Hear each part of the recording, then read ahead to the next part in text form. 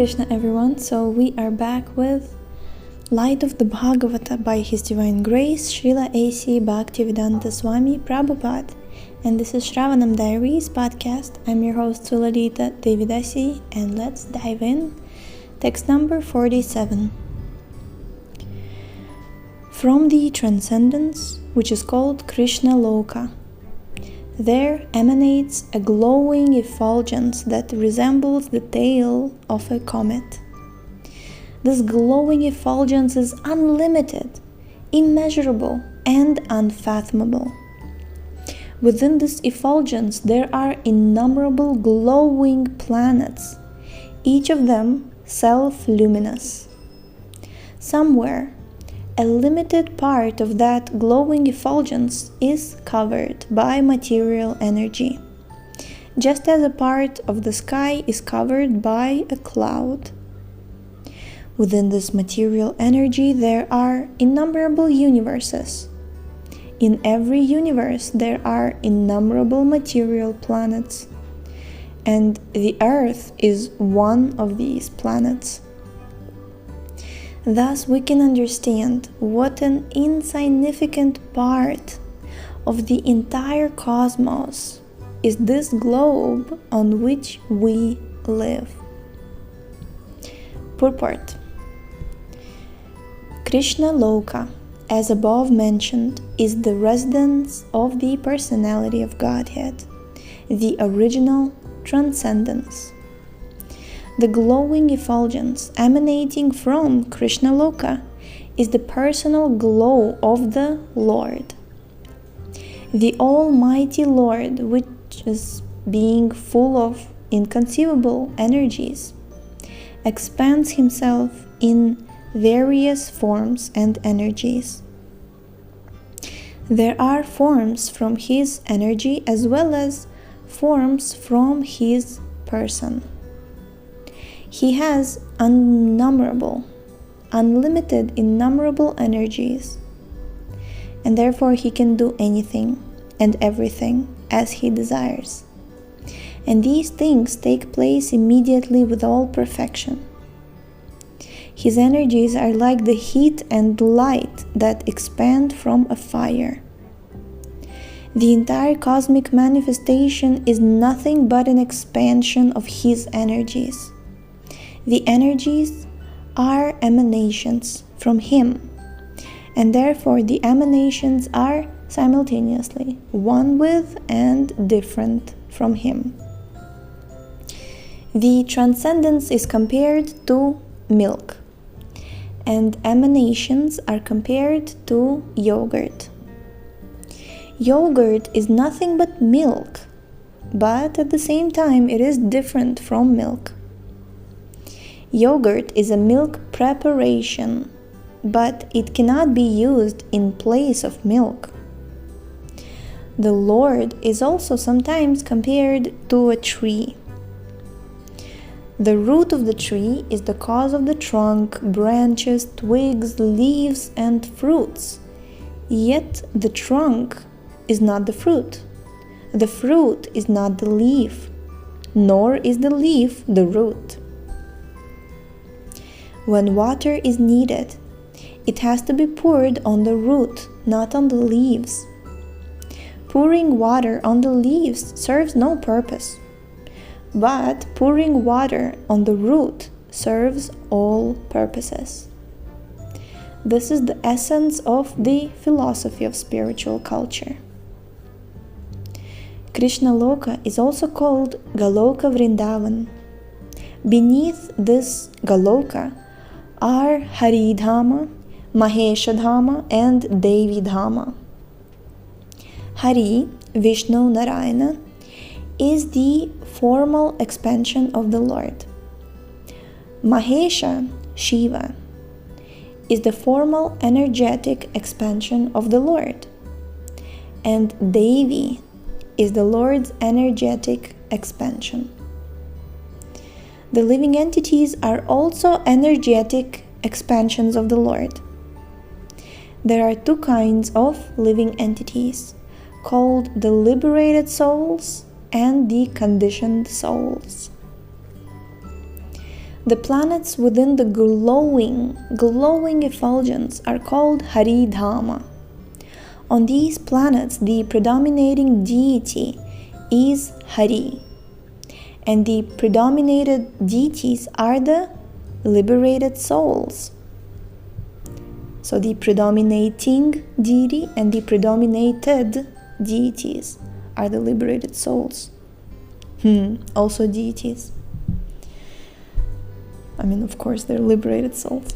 The features of the liberated souls and those of Hari are almost the same. Yet, Hari is the predominator and the liberated souls are predominated. The innumerable planets in Hari-Dhama are predominated by different formal expansions of the Lord, and all of them have different names. The universes within the material energy are called Devi Dhamma, and within Devi Dhamma, the predominating deity is Vishnu, who is assisted by Brahma and Shiva.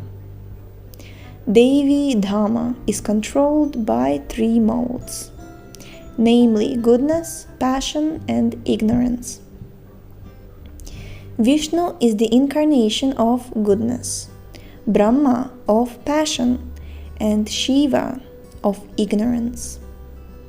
Brahma creates, Vishnu maintains, and Shiva destroys the material creation. The material creation comes into being by the will of the Lord, and it is again annihilated by His will. But although the universes of the material energy are thus created and annihilated, the planets in Hari-Dhama are ever existent. The conditioned living entities who wish to enjoy and not serve are given a chance within Devi Dhamma to seek liberation. Some of them enter Hari-Dhama, some of them enter Mahesha-Dhama, and some of them remain within Devi Dhamma. Mahesha-Dhama is the marginal place between Hari-Dhama and Devi Dhamma. The impersonalists who want to merge into the existence of the Transcendence are placed within Mahesha-Dhama. Those who want to remain within the planetary systems of the material universes do so on various planets. But those who want to go outside the material energy can enter Hari-Dhama and go either to the various planets there or directly Kṛṣṇaloka. The system of Bhakti Yoga makes one eligible to enter Hari-Dhama. The system of Jnana Yoga makes one eligible to enter Mahesha-Dhama. And the system of Karma Yoga obliges one to remain in Devi Dhamma and repeatedly be born and die, changing his material covering according to the standard of karma he performs.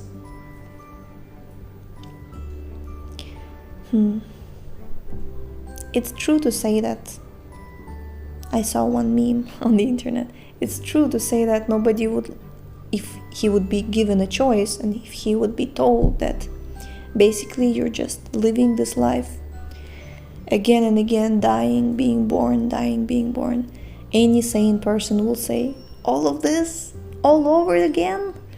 Yeah, so basically our true nature is to be a liberated soul and reside in Hari-Dhama in association and service of the Supreme Lord.